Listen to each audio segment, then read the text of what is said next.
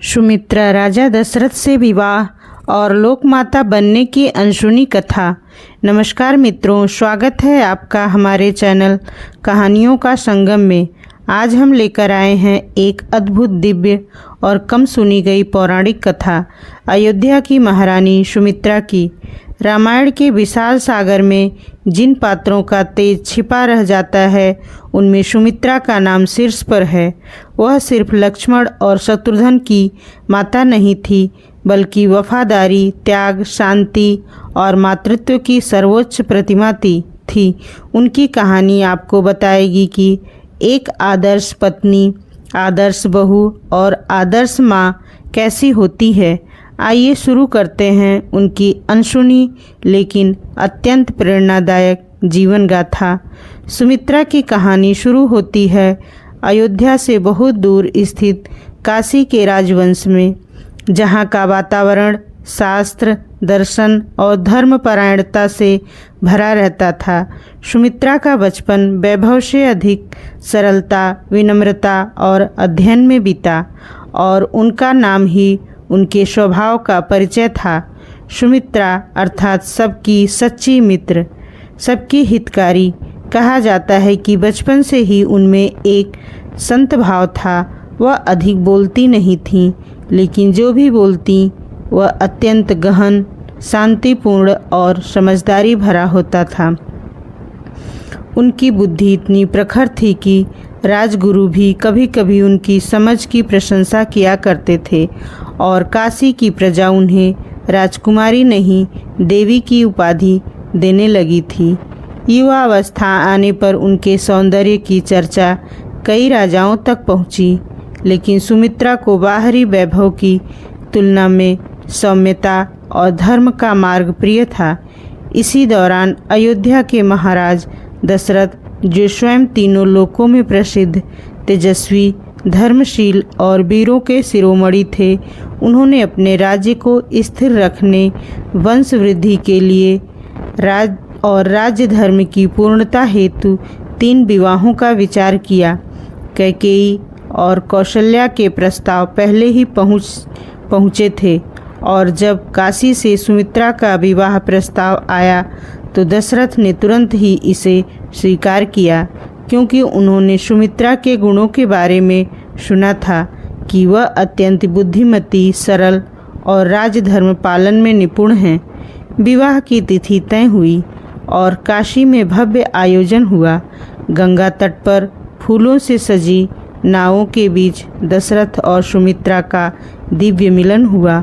दशरथ ने पहली ही भेंट में सुमित्रा के शांत, स्नेहपूर्ण और संतुलित स्वभाव को महसूस कर लिया था और समझ लिया था कि यह स्त्री अयोध्या के लिए सौभाग्य बनकर आएगी।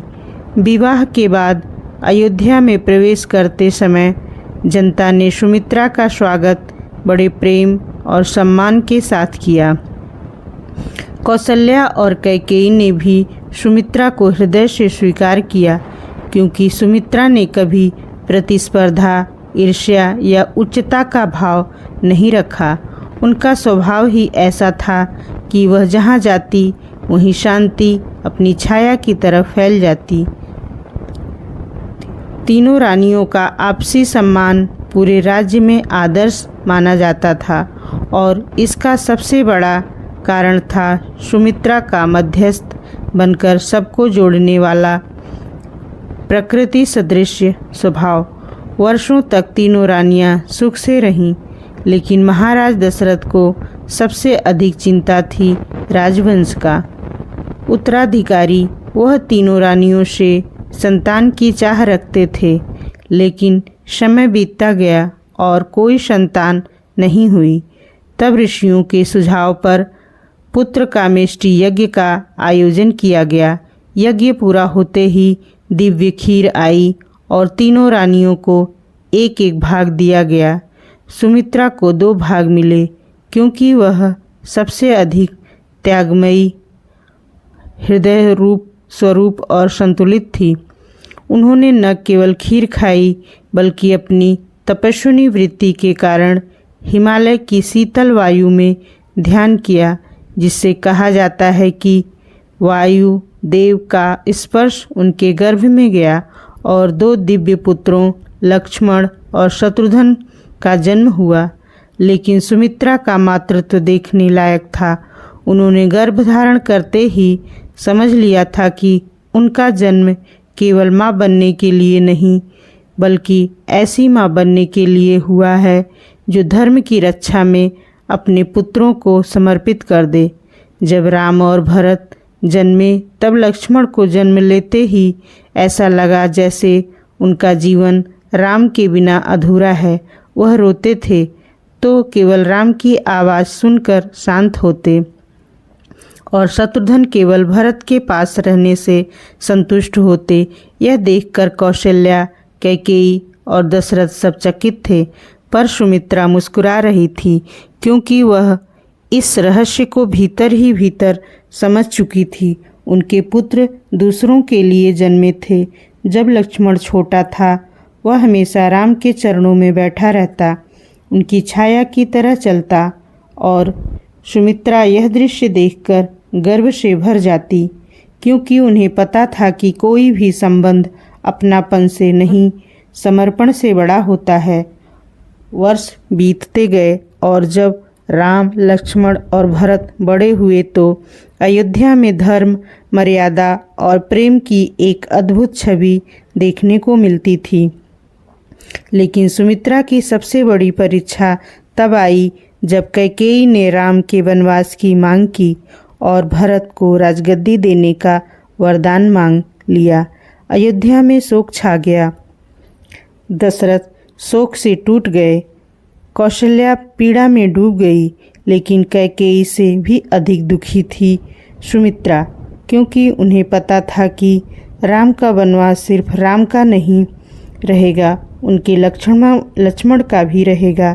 जब लक्ष्मण उनके पास आए और कहा, माँ, मैं राम के बिना कैसे रह सकता हूँ, मुझे भी उनके साथ वन जाने की अनुमति दें, तब सुमित्रा ने वह वाक्य कहा जिसने उन्हें त्यागमयी माता के रूप में अमर कर दिया।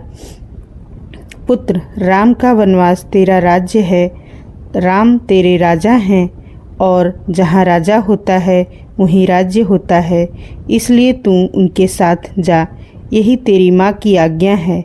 यह वचन सुनकर लक्ष्मण भाव विह्वल हो गए और सुमित्रा के चरणों में गिर पड़े। फिर वह शत्रुघ्न से मिली और उसे भरत की सेवा में लगाया और कहा, जैसे लक्ष्मण राम के हैं वैसे ही तू भरत का सहारा बन।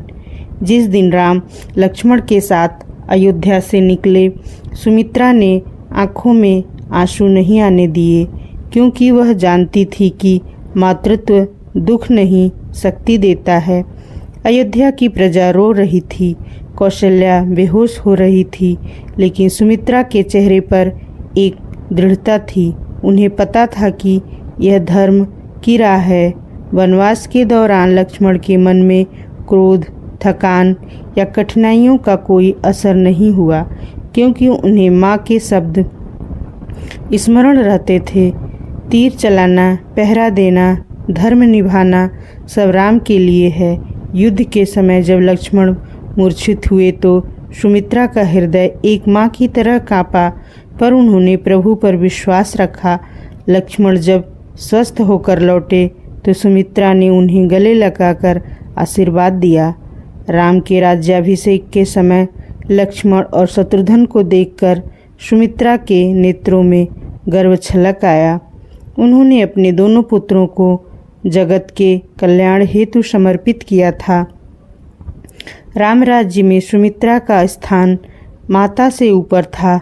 वह अयोध्या की शांतिदात्री, समर्पण की मूर्ति और धर्म की आधारशिला बन चुकी थी। कहा जाता है कि अंतिम समय तक वह सब रानियों के साथ सौहार्द में रही और उनके पुत्रों का तेज, पराक्रम और मर्यादा उनके जीवन की सबसे बड़ी कमाई थी। अंत में सुमित्रा का जीवन संदेश यही देता है कि सच्ची माँ वह नहीं जो पुत्र को अपने पास रखे, बल्कि वह है जो पुत्र को धर्म, कर्तव्य और लोक कल्याण के लिए समर्पित कर दे। उनकी पूरी कहानी रामायण के उन अध्यायों में चमकती है जहाँ त्याग, संतुलन, बुद्धि और प्रेम एक साथ खड़े दिखाई देते हैं और यही उन्हें युगों युगों तक अमर बनाता है। वीडियो को अंत तक सुनने के लिए आप सभी का दिल से बहुत बहुत धन्यवाद। आपका प्यार और समर्थन ही हमें नई नई पौराणिक और प्रेरणादायक कथाएं लाने की शक्ति देता है। चैनल को लाइक, शेयर और सब्सक्राइब करना न भूलें। आपका हर एक कमेंट हमें आगे बढ़ने की प्रेरणा देता है। धन्यवाद मित्रों।